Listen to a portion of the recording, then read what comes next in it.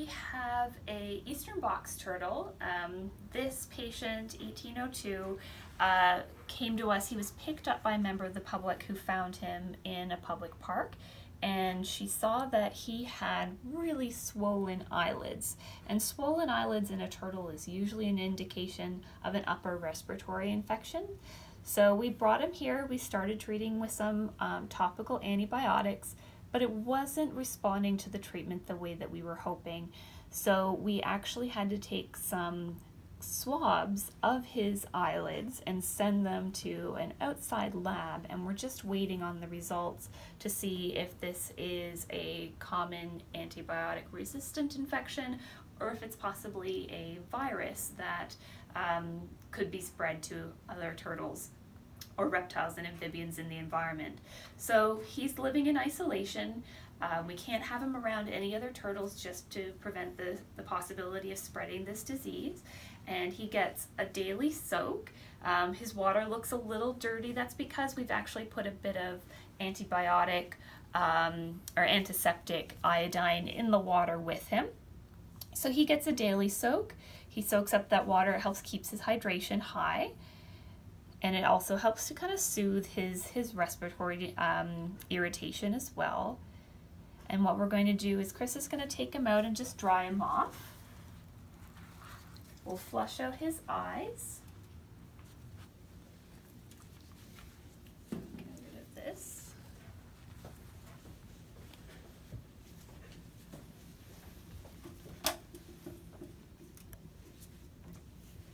So with box turtles, obviously the challenge is making sure that they keep their head accessible while you're trying to treat it. And all we have to do is just kind of grip his head and make sure he can't pull it back inside of his shell. So if you tilt him forward slightly, that's going to make him want to try and pull his legs out so he can touch the ground. And then I just pop my finger on the side of his head there. They're very strong. They're a lot stronger than they look for such a small animal. So I just gently have my hands on either side of his jaw so that he can't pull his head back inside of his shell there. So you can see how puffy his lower eyelids are. And we just gently flush them with some saline a couple of times a day.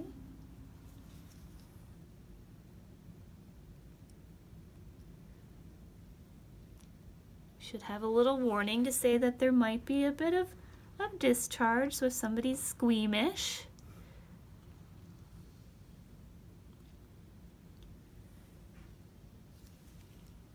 I think that should just be a warning on all on all wildlife videos. You never quite know what you're going to see. Oops. So Chris, can you hold his head just for a second? Maybe. Nope. It's okay. If he needs to move his head for a second, that's fine. There we go.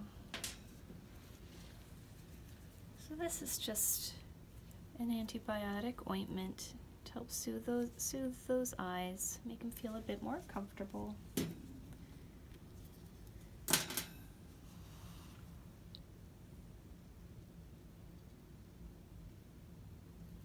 Oops.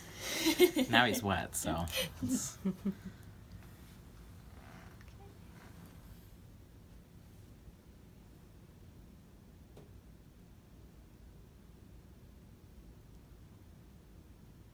So he's not getting an antibiotic, an oral or a systemic antibiotic right now because he's getting it every 3 days. He got it yesterday, but he is getting an injectable antibiotic every couple of days. And then this very fancy tool is our turtle mouth opener, because they do bite and they bite hard. And I don't want him to bite me or pull his head in. Do we need to dry his head off so he's not so slippery? Maybe. Just go and poke your head out again. There we go.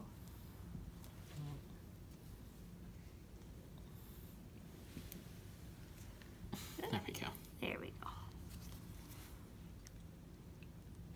So all we do is we just turn this in here, rotate it, and then I can get his meds right back in his throat. So this is just an oral anti-inflammatory to help with the discomfort of having such swollen eyes. Whoops. He's hissing at us because he's angry and he's trying to spit his medications out. So that's all his treatment for today. He had his soak for hydration and for helping with the respiratory discomfort, some pain medication, and a topical antibiotic. And now we'll take him back and we'll actually show you where he's being housed and how we've got him set up, because he is going to stay with us for the full winter, so that includes a lot of proper husbandry that we need to make sure that we're meeting his needs. So we'll take you back to the back room.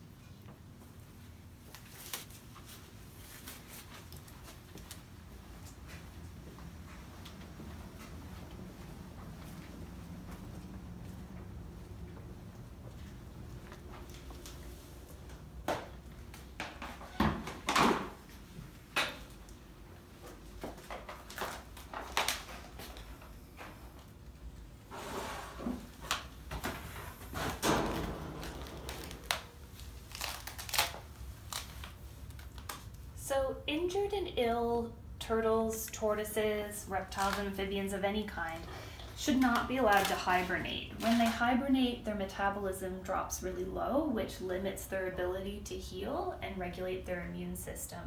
So he has to stay awake all winter when he would normally bury himself in the ground, drop his body temperature, and kind of go to sleep for the cold months. So we have to replicate summer environment to make him feel awake and alert and make sure that his metabolism's functioning where it should be. So he has this little isolation container. It's plastic, so it's easily cleaned. We can sanitize this whole thing on a regular basis. And he has what we call a temperature and humidity gradient. So there's two sections of his enclosure, two areas. He has a warm, dry area where we have a basking light to provide heat, as well as UV lights, which are very important for metabolism, for processing food, for growth and healing. And then on the opposite side of his enclosure, we have his cool and damp side. So he's got a damp towel that he can bury down into, and it's a cooler side away from the basking light. And we monitor the temperature and humidity with the gauges on the side there. And then you can also see he has the ability to get in his water dish if he wanted to soak himself, so that he can regulate his own hydration. We offer some worms, earthworms, and mealworms as a treat. He also gets fruits and vegetables on a daily basis because they are omnivores, so we're making sure we're offering a wide variety of foods. And he seems to really like tucking himself down and burying himself in that nice damp towel. It seems very comforting for him, so he's got a little dirt on his nose. And he is an escape artist, so the important part of these enclosures is that they do have lids.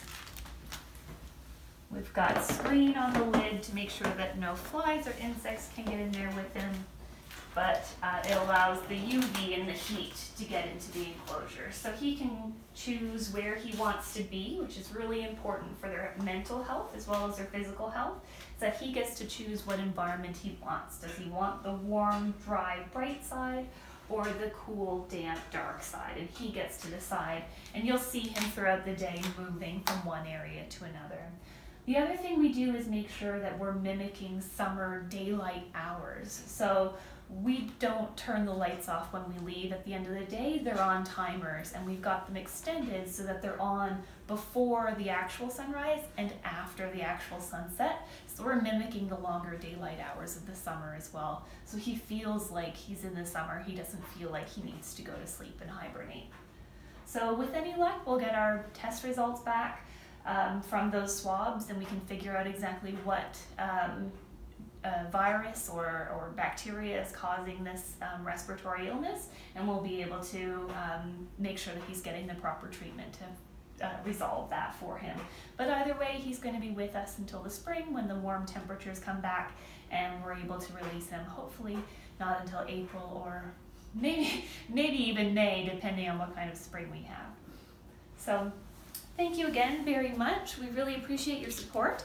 And if you would like to donate, please visit our Facebook page or our website to support our cause today. We're raising funds again for medical equipment and supplies so that we can purchase a centrifuge for spinning blood and better anesthesia, masks, and endotracheal tubes. So thank you, have a great day, and we really appreciate your support.